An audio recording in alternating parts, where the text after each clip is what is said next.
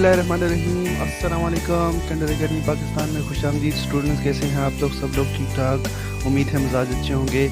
Chapter number 18 dawn of modern physics में आज हमारा लेक्चर नंबर 16 है और आज के लेक्चर में हम एक्सरसाइज के MCQ सॉल्व करने जा रहे हैं। तो चलते हैं, आज एक्सरसाइज सॉल्व करते हैं। स्टूडेंट्स, ये पहला क्वेश्चन है, if kinetic energy of free electron is doubled, its de Broglie wavelength changes by the factor 2 square root 1 upon 2 square root 2 और 1 upon 2। तो इसके लिए हम देखते हैं de Broglie hypothesis। हमारे पास सिंपली ये क्या होता है, h upon p, जिसको हम रिप्लेस करते हैं इलेक्ट्रॉन के लिए h upon mv के साथ। इलेक्ट्रॉन की वेलोसिटी, इलेक्ट्रॉन का मास और वेलोसिटी को भी यहाँ से हम चेंज करते हैं। किस तरह से? हाफ के ई इलेक्ट्रॉन को जो half mv square is equal to V E. Electron को काइनेटिक एनर्जी कहाँ से मिलती है? यहाँ से जो पोटेंशियल आपने अप्लाई किया हुआ है, हाई वोल्टेज अप्लाई किया हुआ है, उससे मिलता है। और ये इलेक्ट्रॉन का चार्ज है। तो इसको अगर इक्वेट करें इसके साथ तो क्या बनेगा? इसको इस तरफ मूव कर दें तो mv square is equal to 2ve, और दोनों तरफ m को अगर मल्टीप्लाई कर दें तो ये बन जाएगा m square v square 2mve, और स्क्वेयर रूट लेंगे तो ये बनेगा mv is equal to 2mve का स्क्वेयर रूट। ये सारी कैलकुलेशंस हम ऑलमोस्ट कर चुके हैं, ये जस्ट आपके लिए रिवीजन है। तो इसको उठा के इसके अंदर अगर हम प्लग इन कर देंगे तो क्या बनेगा? h अपॉन 2mve का स्क्वेयर रूट। ये बन गया क्या चीज़? de Broglie वेवलेंथ बन गई। अब इसमें हम ये देखें कि यहाँ पे क्या है, ve किसके बराबर है? ये वोल्टेजेस, ये इलेक्ट्रॉन का चार्ज, और ये किसके बराबर है? काइनेटिक एनर्जी के बराबर। तो हम यहाँ पे अब काइनेटिक एनर्जी ही दोबारा पुट करेंगे, क्योंकि हमें जो क्वेश्चन दिया हुआ है काइनेटिक एनर्जी का दिया हुआ है। तो lambda is equal to h upon 2m भी रहने दें, ve को हम रिप्लेस करेंगे यहाँ काइनेटिक एनर्जी के साथ, तो ke हो जाएगा, ve ke हो जाएगा। अब अगर आप काइनेटिक एनर्जी को डबल करेंगे तो इसको 2 से मल्टीप्लाई कर दें तो क्या हो जाएगा? 2 से मल्टीप्लाई करने से ये हो जाएगा 2h is equal to lambda is equal to h upon 2m 2ke का स्क्वेयर रूट है। तो इस स्क्वेयर रूट 2 स्क्वेयर रूट को आप अलग कर लें तो ये क्या बन जाएगा? ये लेमडा प्राइम हो जाएगा, सॉरी। जब इसको हम डबल कर देंगे तो ये हो जाएगा लेमडा प्राइम, यानी अभी नया लेमडा है। तो लेमडा प्राइम किसके इक्वल है? 1 अपॉन 2 स्क्वेयर रूट, जो हमने काइनेटिक एनर्जी के साथ मल्टीप्लाई किया उसको हम अलग कर लेते हैं, 1 अपॉन 2 स्क्वेयर रूट कर दिया, और बाकी हम दोबारा लिख लेते हैं उसी तरह से 2mke, इसको हम अलग से स्क्वेयर रूट के अंदर लिखते हैं। तो अब ये क्या है? ये लेमडा है, 1 अपॉन 2mke क्या है? लेमडा है। यहाँ से देख लें, बल्कि नेक्स्ट पेज पे चले जाते हैं। नेक्स्ट पेज पे दूसरा क्वेश्चन है। तो ये कुछ इस तरह से बनता है, lambda prime is equal to 1 upon 2 square root into 2mke का स्क्वेयर रूट। तो ये सारा क्या है? लेमडा है। ये 1 अपॉन 2mke लेमडा है, तो हम लेमडा पुट कर लेते हैं। Lambda prime is equal to 1 upon 2 square root lambda. तो अब आप देखें कि अगर काइनेटिक एनर्जी को डबल करते हैं तो कितना चेंज आता है? लेमडा के अंदर कितना चेंज आता है? इतना आता है। और ये ऑप्शन आप देख लें कौन सी है, 1 अपॉन 2 स्क्वेयर रूट। तो बी ऑप्शन करेक्ट है, तो इसको आप टिक कर लें। देखें, हम यहाँ पे इसलिए डिटेल से कर रहे हैं ताकि आपको समझ आएगा। एग्ज़ाम में आपने बहुत क्विक करना है, ये सारी कैलकुलेशन आपको जो है ना, अगर आप रफ पे करते हैं तो आपको जल्दी जल्दी करना होगी ताकि आपका टाइम वेस्ट ना हो। और अगर आपने पहले से प्रैक्टिस की हुई है तो आपको एग्ज़ाम में कैलकुलेशन करने की ज़रूरत नहीं है, एग्ज़ाम में आप डायरेक्ट जो है इसका आंसर टिक कर देंगे। नेक्स्ट क्वेश्चन है question 18.2। Einstein photoelectric equation is E equal to hf minus phi. In this equation, E refers to kinetic energy of all emitted electrons, mean kinetic energy of emitted electrons, maximum kinetic energy of emitted electrons and minimum kinetic energy of emitted electrons. तो ये इसको ज़रा देख लेते हैं। ये Einstein की photoelectric equation है, हमने पहले पढ़ी थी, इसको दोबारा उसी फॉर्म में अरेंज कर लेते हैं जिस फॉर्म में ये ओरिजिनल है इक्वेशन है। तो एच एफ इक्वल टू, एक बार आप इसको इस तरह इस रहने दें और ये इस तरफ ले जाएं तो ये क्या हो जाएगा, फाई प्लस ई के हो जाएगा। अब ये ओरिजिनल फॉर्म में आ गई ये इक्वेशन। तो आपका जो फोटॉन है, जो फोटो इलेक्ट्रिक इफेक्ट में फोटॉन आपका स्ट्राइक करता है किसी मेटल की सरफेस के ऊपर, तो सारी की सारी एनर्जी वहाँ इम्पार्ट कर देता है। तो कुछ एनर्जी जो है वहाँ पे उसकी वर्क फंक्शन है, जो कि उस मेटल ने इलेक्ट्रॉन को होल्ड करके रखा हुआ है, उसको तोड़ने के लिए इस्तेमाल होती है, दैट इज़ वर्क फंक्शन। जो बाकी बचती है एनर्जी, वो इलेक्ट्रॉन जो है उसको गेन करके एयर के अंदर शिफ्ट हो जाता है विद सर्टेन काइनेटिक एनर्जी। जो वर्क फंक्शन को ब्रेक करने से एक्स्ट्रा बच जाती है वो काइनेटिक एनर्जी के तौर पे मिल जाती है। तो ये वर्क फंक्शन है। तो बाकी ये जो बची है उसकी काइनेटिक एनर्जी होगी मैक्सिमम काइनेटिक एनर्जी इलेक्ट्रॉन की।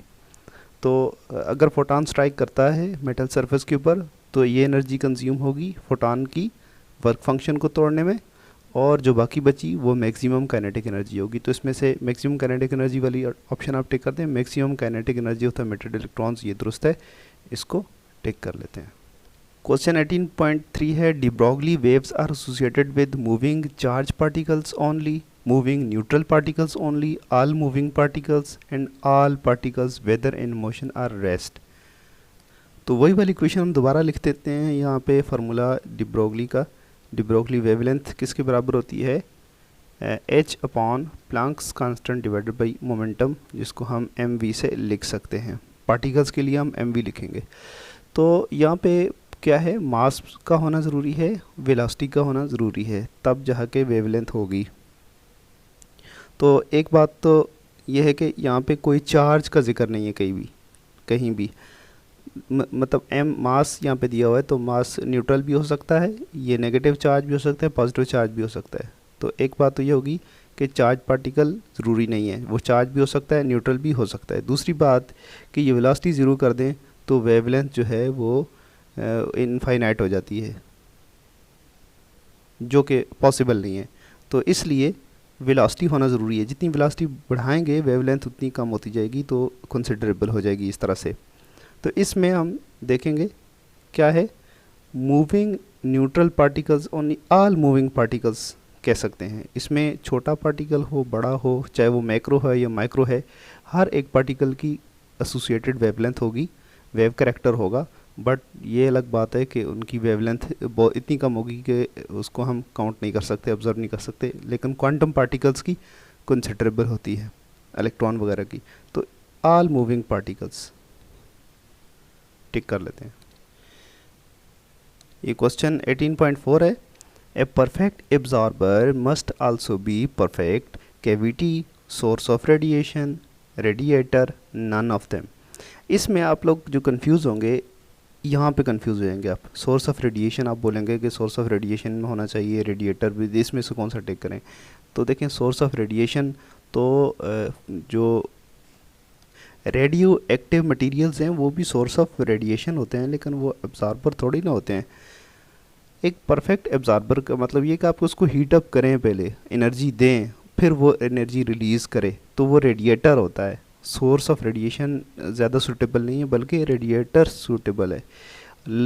इसी तरह जिस तरह हमने लेक्चर में एग्जांपल दी थी कि एक पीस ऑफ मेटल है, ये लोहे का पीस है, उसको आप गर्म करते हैं तो वो इतना गर्म करते हैं कि वो एक वक्त होता है कि वो हीट अप हो के रेड आपको नज़र आना शुरू हो जाता है और लाइट इमिट करना शुरू कर देता है। मज़ीद हीट अप करते जाते हैं तो अपना कलर चेंज करता जाता है। मतलब रेडिएशन आप पहले इसको देते हैं, बाद में ये अब्जॉर्ब करता है और फिर ये रिलीज़ करना शुरू कर देता है। तो कोई भी परफेक्ट अब्जॉर्बर जो होगा वो परफेक्ट रेडिएटर भी होगा। ये ऑलमोस्ट हम लेक्चर में डिस्कस कर चुके हैं। तो ये सी ऑप्शन दुरुस्त है।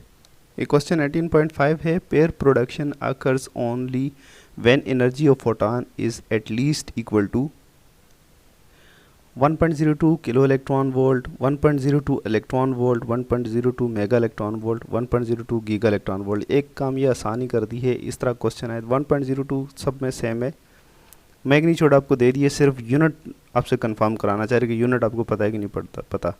तो जाहिर सी बात है मेगा इलेक्ट्रॉन वोल्ट है, इसको हम टिक करेंगे ही। बट उसकी लॉजिक आपको फिर से बता देते हैं, 0.51 इलेक्ट्रॉन वोल्ट जो है मेगा इलेक्ट्रॉन वोल्ट, ये एक इलेक्ट्रॉन की एनर्जी होती है।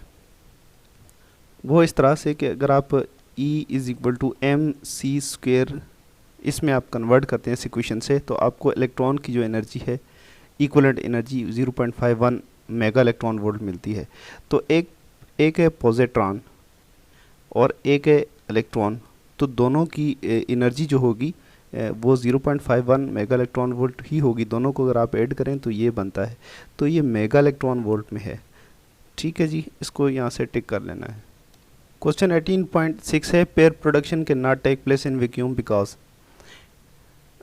mass is not conserved, momentum is not conserved, energy is not conserved and charge is not conserved। ये हमने बताया था कि अगर फोटॉन को, हाई एनर्जी फोटॉन को एटलीस्ट 1.02 मेगा इलेक्ट्रॉन वोल्ट का फोटॉन हो, उसको आप स्ट्राइक कर लेंगे हैवी न्यूक्लियस के ऊपर, यानी heavy positive charge, dense positive charge के ऊपर स्ट्राइक करेंगे, तब जाके पेयर प्रोडक्शन होगा। तो ये कह रहा है कि हैवी चार्ज, पॉजिटिव चार्ज की ज़रूरत क्यों है, इसके बगैर स्पेस में क्यों नहीं हो जाता। और उसमें इस रीज़न बता रहा है कि अगर स्पेस में चार्ज हो जाए, स्पेस में ये फिनोमेना हो जाए, तो कौन सी चीज़ वायलेट होगी, मास कंजर्व नहीं होगा, मोमेंटम नहीं होगा, एनर्जी सारी चीज़ें कंजर्व होगी, मोमेंटम कंजर्व नहीं होगा। अगर स्पेस के अंदर भी फोटॉन फायर करने से पेयर प्रोडक्शन हो जाए तो मोमेंटम कंजर्व नहीं होगा, तो ये वायलेशन ऑफ लॉ ऑफ हो जाएगी, law of conservation of momentum की। तो इसलिए इसके लिए हैवी न्यूक्लियस या डेंस पॉजिटिव चार्ज ज़रूरी होता है कि उसके ऊपर जो है ना फोटॉन हाई एनर्जी का फायर किया जाए। और ये बात आपको बता दें कि पेयर प्रोडक्शन में ये सारे लॉज, जो लॉ ऑफ कंजर्वेशन जो हैं, कंजर्वेशन लॉज जो हैं, ये सारे के सारे अप्लाई होते हैं, वैलिड हैं, ये वायलेट नहीं होते लॉ इसमें पेयर प्रोडक्शन में। 18.7 है, positron has charge which is in magnitude equal to charge on electron, proton, beta particle, all of above। देखें यहाँ पे चार्ज की जो है वो वैल्यू मैग्नीट्यूड गिवन है, चार्ज का टाइप नहीं गिवन।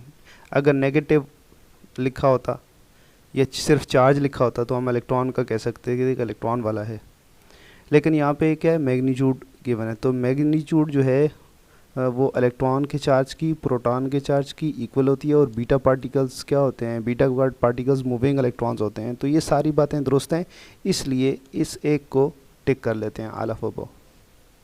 क्वेश्चन 18.8 है, students we can never accurately describe all aspects of subatomic particles simultaneously, it is correct according to uncertainty principle, de Broglie theory and Einstein theory in photoelectric effect. साफ सी बात है, uncertainty principle के मुताबिक ही हमें इस चीज़ का पता चला कि सब एटॉमिक पार्टिकल्स या क्वांटम पार्टिकल्स जो हैं उनके दो एस्पेक्ट हम सिमल्टेनियसली 100% एक्यूरेसी के साथ मेजर नहीं कर सकते। और दूसरा हमें ये भी पता चला कि जो अनसर्टेनिटी है, कोई भी दो एस्पेक्ट ले लें, उनकी अनसर्टेनिटी को मल्टीप्लाई करें तो वो प्लांक्स कांस्टेंट के बराबर आता है। तो ये दो तरह की जो स्टेटमेंट्स थी हमने अनसर्टेनिटी प्रिंसिपल की पढ़ी थी, तो इसको टिक कर लेते हैं। लास्ट क्वेश्चन है 18.9, an electron microscope employs which of the following principles. Electron microscope के अंदर कौन सा प्रिंसिपल कार फरमा होता है। जाहिर सी बात है, इलेक्ट्रॉन माइक्रोस्कोप में इलेक्ट्रॉन का बीम यूज़ करते हैं, तो इलेक्ट्रॉन के बीम की क्या प्रॉपर्टीज़ होंगी, इलेक्ट्रॉन की क्या प्रॉपर्टीज़ हैं ये देखनी है। इलेक्ट्रॉन है वेव नेचर, ठीक है जी, इलेक्ट्रॉन वेव नेचर है, डी ब्रोगली हाइपोथेसिस से पता चला, जे डेविसन एंड जर्मर से कंफर्म हुआ, दुरुस्त बात। Electron can be focused by an electric field, बिल्कुल इलेक्ट्रॉन को फोकस किया जा सकता है इलेक्ट्रिक फील्ड की मदद से। और उसमें जो लेंसेज है माइक्रोस्कोप के अंदर, इलेक्ट्रॉन माइक्रोस्कोप के अंदर, उसमें इलेक्ट्रिक फील्ड और मैग्नेटिक फील्ड यूज़ होता है, तो मैग्नेटिक फील्ड से भी हम फोकस कर सकते हैं, तो ये भी दुरुस्त है। तो हमने कौन सा टिक करना है, हमने टिक करना है लास्ट वाला, all of above are correct. Students आज का लेक्चर ख़त्म हुआ, नेक्स्ट लेक्चर में कंसेप्चुअल क्वेश्चन स्टार्ट करेंगे। लेकिन एक चीज़ का हमें यहाँ पे इदराक को एहसास हुआ है कि हम एक्सरसाइज के जो MCQ सॉल्व कर रहे हैं वो काफ़ी नहीं है, वो इनफ नहीं है। तो वंस कोर्स ख़त्म करने दें, उम्मीद है कोर्स जल्दी ख़त्म हो जाएगा इंशाल्लाह, कोशिश करेंगे। तो उसके बाद हम कुछ लेक्चर्स बनाएंगे, हर चैप्टर के दोबारा लेक्चर्स बनाएंगे जिसमें हम एमसीक्यूज़, एक्स्ट्रा एमसीक्यूज़ देंगे। ये एमसीक्यूज़ बहुत काम है, एग्ज़ाम में जो एमसीक्यूज़ आते हैं वो इससे हट कर भी आ सकते हैं। तो हम डिफरेंट एग्ज़ाम में जो एमसीक्यूज़ आए हुए हैं पिछले, तो उनको हम इकट्ठा करेंगे और उनके ऊपर हर चैप्टर की हम वीडियो बनाएंगे इंशाल्लाह। और इसके साथ ही हमें इजाज़त दीजिए, अल्लाह हाफिज़।